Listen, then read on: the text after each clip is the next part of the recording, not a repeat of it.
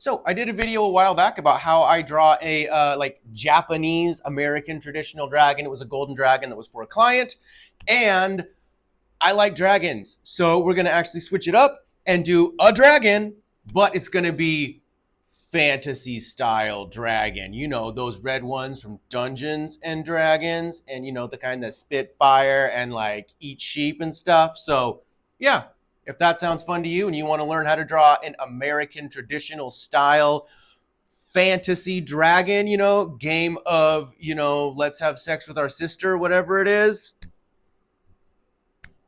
I'm Clay, the Techie Tattooer, and we're about to draw some dragons on our iPad. So I actually wanted to go over some stuff in Pinterest here really quick first to go over anatomy of the dragon, because I do think anatomy is super important even when you're making fictional creatures and that sort of thing. And yeah, so we're going to look at dragons, but then I'm also going to show you guys a realistic bat wing as well to kind of go over what those core pieces are in an actual animal and not just, or rather, why the dragon wing is the way it is and how it also applies or, you know, comes from those shapes and things that we find in real life, right? Like if you look at this one here, this is actually exactly the breakdown of a bat's wing. This wing here, where you can see the arm structure, and then it's actually the fingers that come off of it. And bats are mammals, and so they have those little fingers, and those are the veins or bone structure that you're gonna find in your dragon wings as well. Some dragons, you know, have these front feet, and then the arms that come off the wing is a sixth arm or fourth arm, depending on how you want to think about that. But they still have those same bone structures and finger shapes and whatnot that come off of them. So you can draw a two-armed or two-limbed dragon, four-limbed dragon with no front paws, right? No front arms. That's more of like what you would classically call your wyvern style dragon. But yeah, so that's going to be up to you whether or not you want to do a four-winged dragon or a four-limbed dragon or a six-limbed dragon, right? I'm going to do the classic six-limbed dragon, but this reference here we're looking at is your Game of Thrones style dragon, where the arms are the wings. That's going to be representative of what you find more in reality with your bats and those kinds of winged animals, right? Birds, that kind of stuff. Yeah, so these are that sort of anatomy breakdown pieces. There's some great things on Pinterest where it shows like what the theoretical muscle structures are of a dragon and how that would change the shoulder area here versus the muscle you're going to need in those wing pumpers, right? So yeah, so Pinterest is actually a really great place to get your fictitious, you know, dragon and other things like that anatomy down. It's super awesome. I love it. So yeah, go get yourself a Pinterest account and go look this stuff up there because these are really, really helpful references to understand the underlying musculature and bone structure that we're going to be going for with the piece we're going to be doing today. I'm not going to use any of these because I like dragons. I already know what I'm doing. But yeah, so let's go ahead and check out a bat too. So again, Pinterest giving us exactly what we need and totally coming through for the win for us. You know, how do I compare a bat to a human? This is exactly what I was talking about, where we've got the arm and those bone structures in the wing are actually the hands of the bat. So there's really cool stuff that you can take from when it comes to reality and how you can apply it to creating new fantasy creatures and all of that kind of thing. The more you know about reality, the more you can distort it and use it to create your own designs and your own animals, your own creatures, whatever you want to call that. So yeah, so again, just take a screenshot of this or pause the video now and just understand how that breakdown works. Again, Pinterest is awesome where you were actually looking at the muscle structure of a bat and how that breaks down the larger, longer pectoral muscle there. And yeah, so I'm not going to use these, but they are super great references for folks who just want to dig a little bit deeper in and, you know, you get the different wing shapes up here and how those fold and what that's going to do when you got the wings tucked in or the wings outspread. And yeah, these are just, I love Pinterest. It's a super cool thing, and it gets you all these great pictures right off the bat, aside from all the moving ads that you see nowadays. But yeah, dragons are awesome. Let's draw one. So here we are in Procreate, and I'm just going to go over to my inking pen, but I'm going to make sure that the stabilization is turned way, way, way down on this guy. Yep, I've got it a little bit too high, or way too high for doing my sketches. I'm going to click done there, click done here, and I'm going to go ahead and, I don't know, we'll start with this orange because that's what I'm in right now. And we're just going to, let's see. In reality, I would choose my placement on the human body first, right? Because that to me is what's really going to dictate the positioning of your dragon and how you're going to want it to be on the body. You know, if we were doing an arm tattoo, we would want to have, you know, let's see, like maybe like a traditional eagle, like under here, put the head here, rib cage, you know, maybe the wing will come like this a little bit more, right? And then we decide, yeah, do we put this one back here, right? Or do we do like more of a folded wing? But then no, they got to flap at the same time. So you're not going to have a folded wing and a spread wing unless he's sitting down. So yeah, let's see, a little foot here, a little foot here. Cool little tail coming like this. And so we're going to say that that's going to be the placement of our dragon. So that's the position I'm going to draw it in for this piece here. Go ahead and size these up super, super big. Take up most of my page there. Yep, there we are. I'm going to go ahead and delete that layer. Take this layer, drop the opacity way down on it. And I am going to sketch just a little bit more actually on this guy. Because I'm going to give him... You know what? I don't think I want to. I don't think I am going to do the 6-limbed dragon. Now that I'm looking at this, I think I am going to keep it because we could put the other arm out here a little bit away from the piece because that looks kind of cool actually. And then maybe this little back arm there. Decisions. Nah, I'm going to rethink this and actually do a little bit more details in the face. Get those horns in, right? Get the snout. Kind of a cool open mouth. The back of the jaw. The eye will go there. Another little eye lump there. A couple of nostrils. That head's a little large.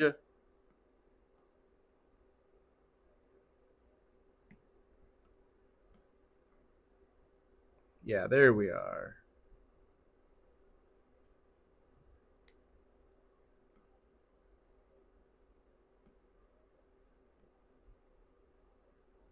And then if we bring that head out just a little bit more, I'll have a little bit more room for the other hand. Yep. All right, now I'm going to head to my calligraphy monoline, and we're just going to get drawing on this guy. Because wings are awesome, I think they're the most important part. We're going to just go ahead and start with the wing, remembering that there's an elbow about here, right? The shoulder comes out about here. Then that's where the tip of the hand starts. That's why you'll get a couple like fingers coming off of that. You'll get those other fingers coming this way, right? That would be a 6-fingered guy. So maybe we get rid of that and we only have the one little spiky thing up here. So he's a 5-fingered dragon because that's the thumb, as it were. Yeah, let's do that.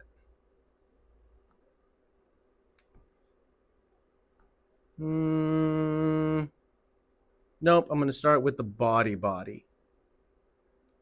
So we're going to give him a fun little chest, a stomach,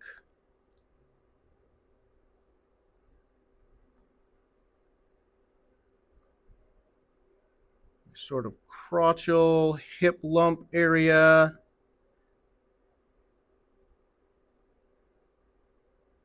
The tail. And we want to remember where this tail is going to be. It's going to be lumping right off that forearm piece there. So we want to make sure that this is going to have a nice swoop to look good on your client's forearm, kind of in this spot here, right? Somewhere where I've got that little dragon tail going.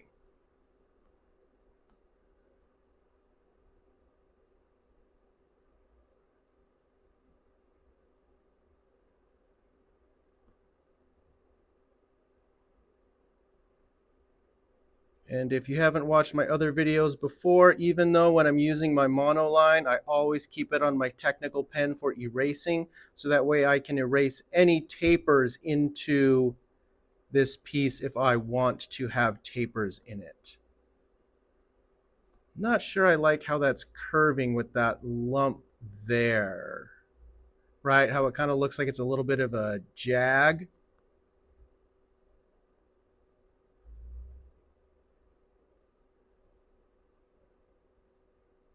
So I'm going to smooth that curve out.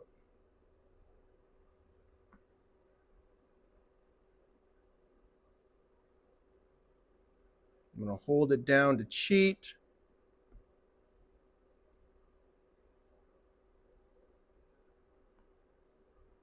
And then erase out my lumps with the technical pen on the eraser.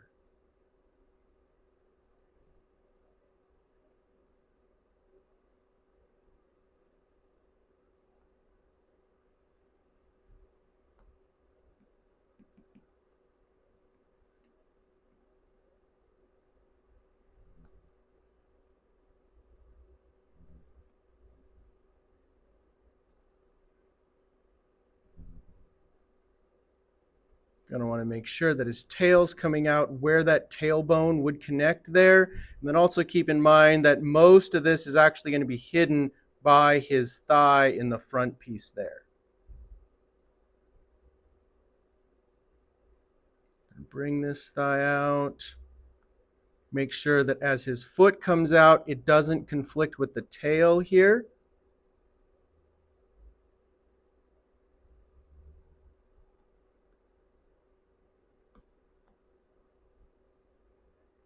Make sure we understand how that chicken leg goes, where he's going to come up like this, have that knee, and then have the shin, and then that long foot piece coming out.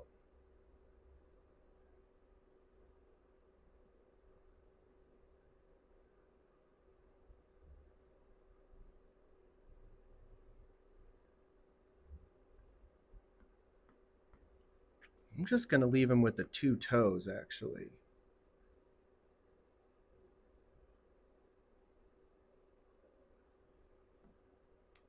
Give him a calf muscle that's very kind of human.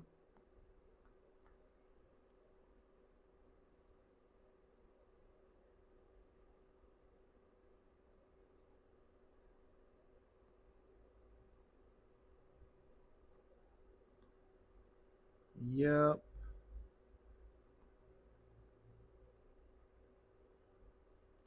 Shoulder, hold it down.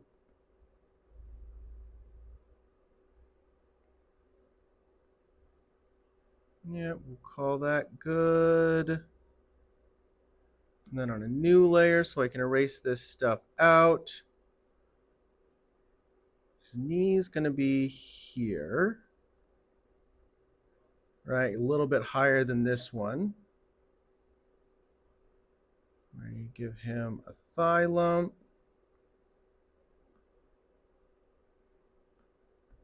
Make that a little bit more even.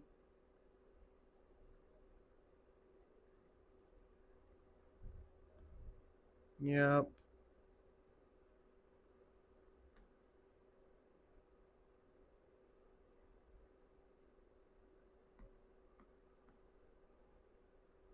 The calf muscle. Calf muscle.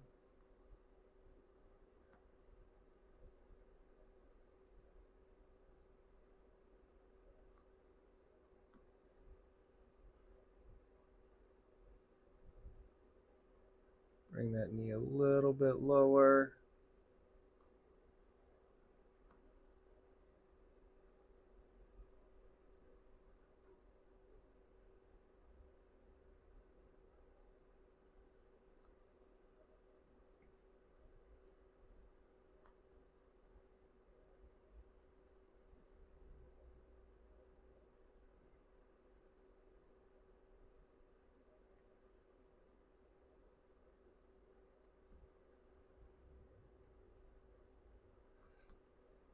When we're drawing these claws in, they're going to be that final piece to really show us what direction the toes are pointing. And so you really want to make sure that the claws are coming out in the right direction. They're not coming out some weird way like that and fanning all funny. It's a little bit long.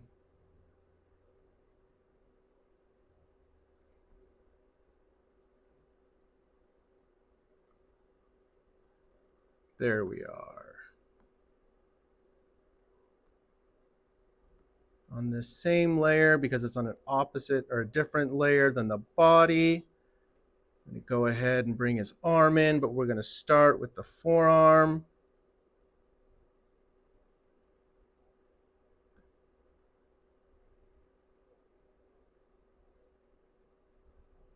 It's kind of a humanish forearm.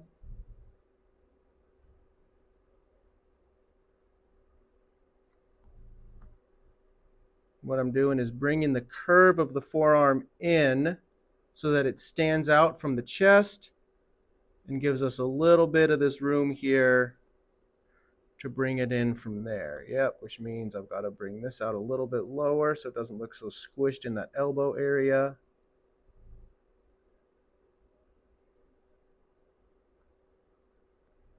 Yep. Going to give him a couple of fingers as well. Give him a little bit of a palm lump.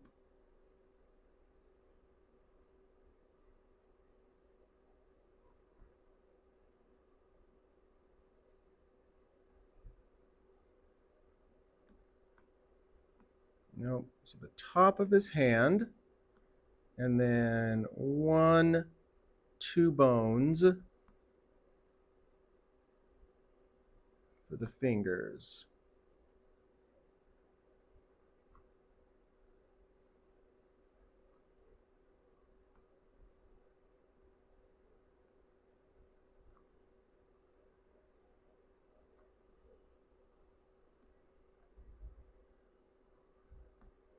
Same thing over on this side, but here we're going to start with the shoulder. Understanding where this pec is, right? So actually we're going to go a little bit further back with the shoulder.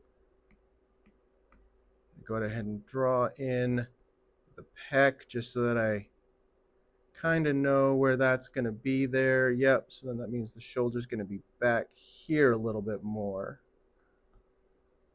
Yep, there we are. Again, the arms on dragons are often very human.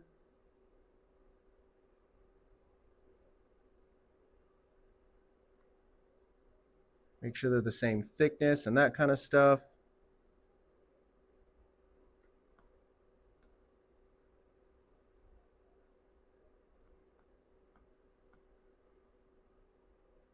Top of the hand, 1, 2 lumps for the fingers. Give them a little bit of a palm. 1, 2 lump for the fingers. That's roughly the same size there.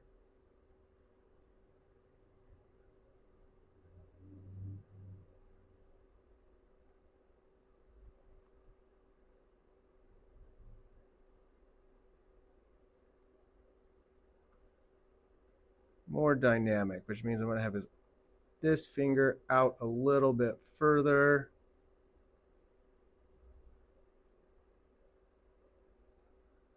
There we are.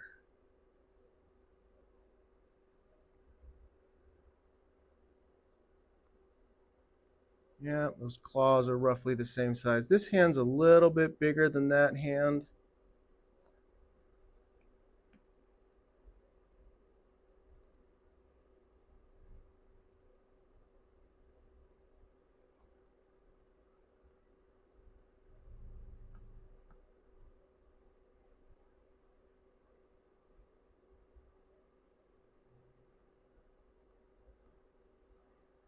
There we are. That's a little bit better there.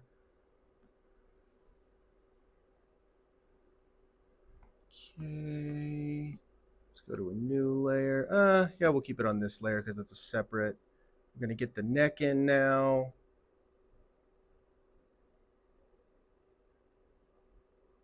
Hold it to make it perfect. Get the neck in.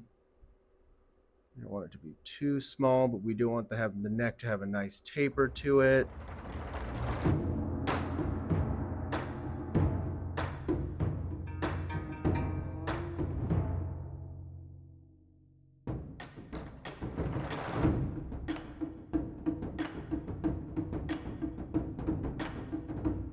Yep, kind of an alligatory looking jaw there. A little bit of a chin.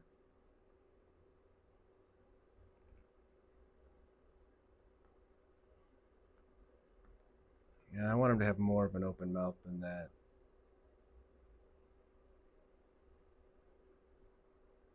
There we go.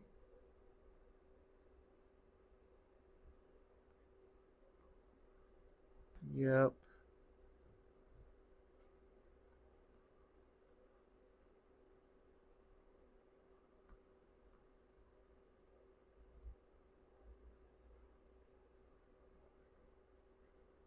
Couple of nostrils there.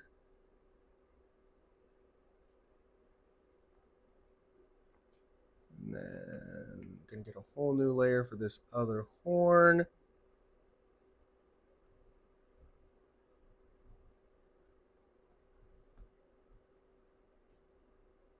Yep. Get a whole new layer for some wings. Because of how far back this shoulder is, that means the connection point of the wing is going to be behind this. And so I'm going to want to draw, right, because that's where my elbow is. I'm going to want to draw a nice even shape there, making it in between this little shoulder and neck joint.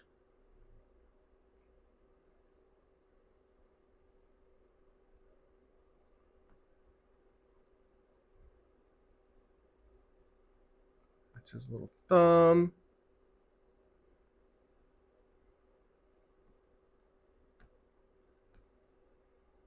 Yep.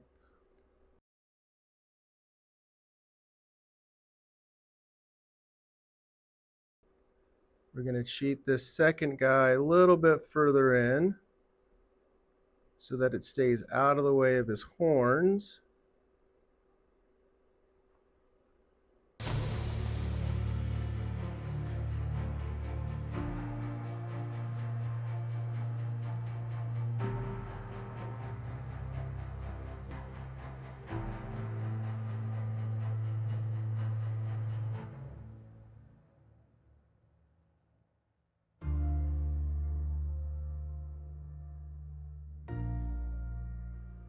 The issue I'm having is ending it in this little divot there at the top of his tricep and where his shoulder meets, because we don't want to do that.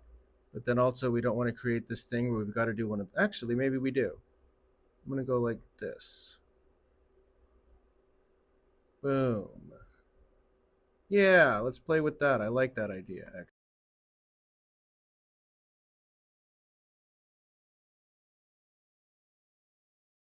Give him a little bit of a tail, spiky deal.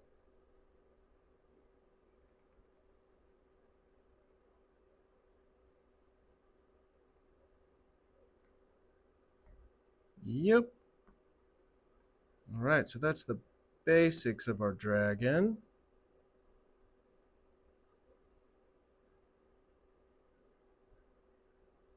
One fang here. He's not going to have all four because that one will be behind it, so you can't see it.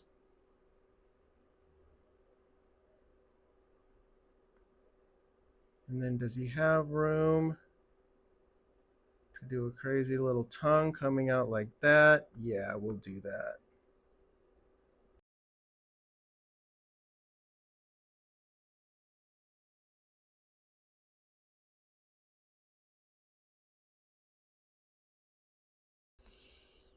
All right, let's start erasing.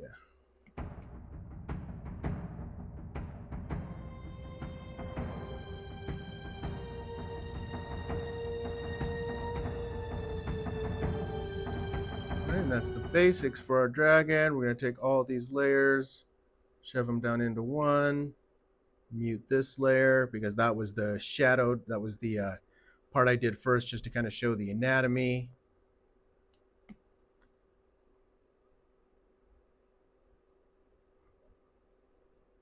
Give this one a little bit more space because I'm going to give it one of these. Whoops. That's good enough.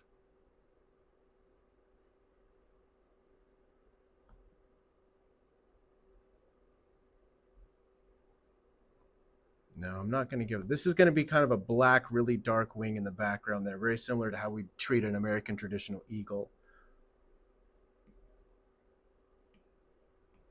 Then I'm going to experiment because this guy's, we'll say he's got higher detail. So that was a level 8.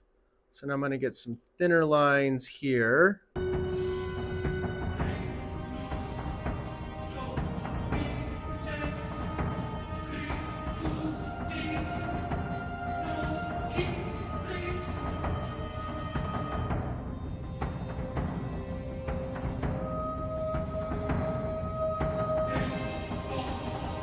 Actually, I'm going to erase this onto my other layer, sink the black now.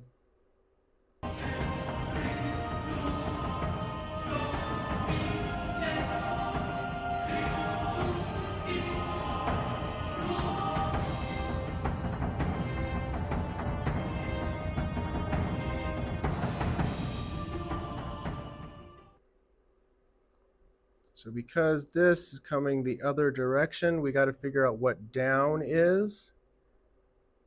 And that's going to affect how these scales lay. Yep.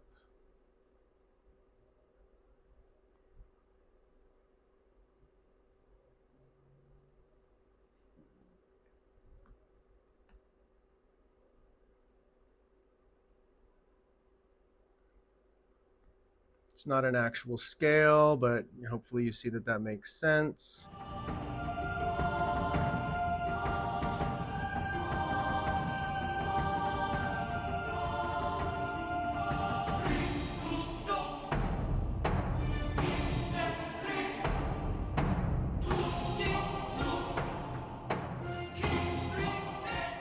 Mute this layer of the purple guidelines.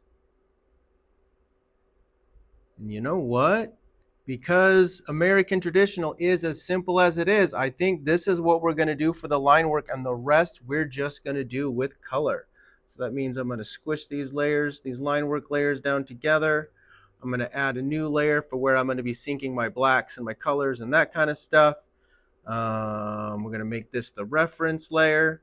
So it's the commanding layer, and anytime I use my automatic selection tool, right, these black lines will be the boundary. That's what the reference layer does. And so let's just start doing that. Move to my airbrushing, soft brush.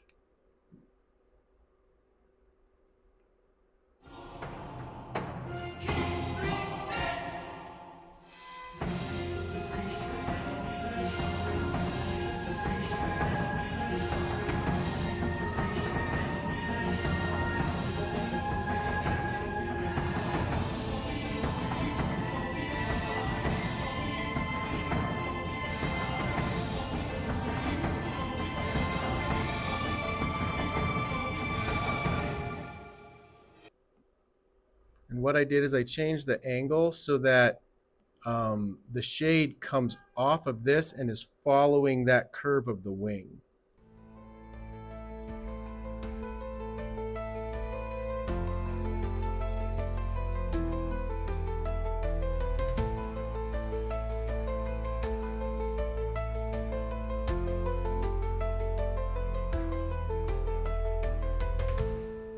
Because these scales go over this part of the body, we're going to tuck our shading in from there.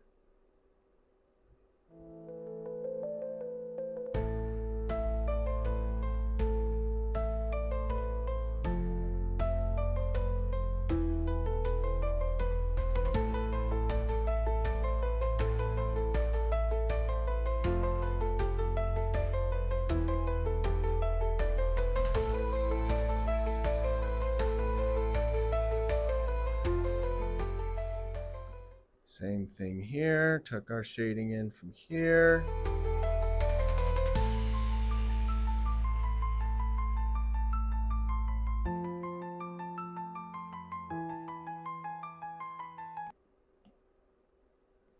Because this part of the arm is tucked back there, we're going to do that.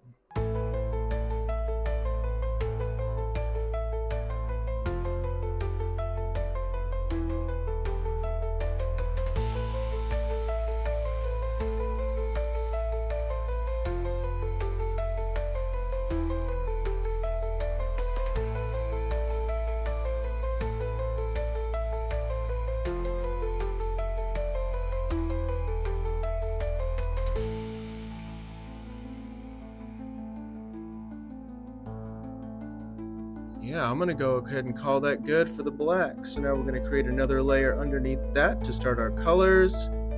We'll just go for kind of a standard green dragon just for fun here.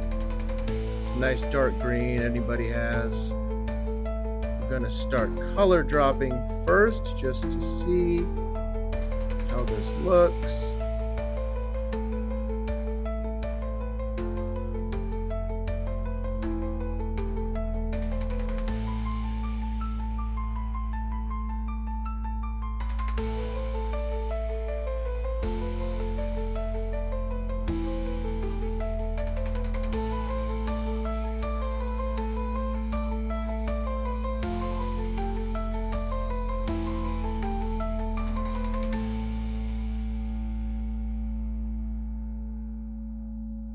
Because he's got red in there, we don't want that to be the only piece in the piece of art with red.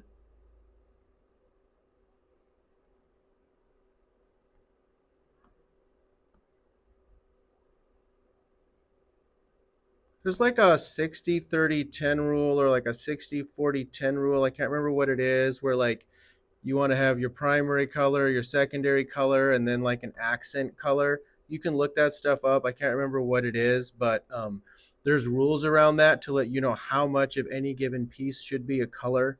And one of the specific things is you don't want too little or too much of any one color. And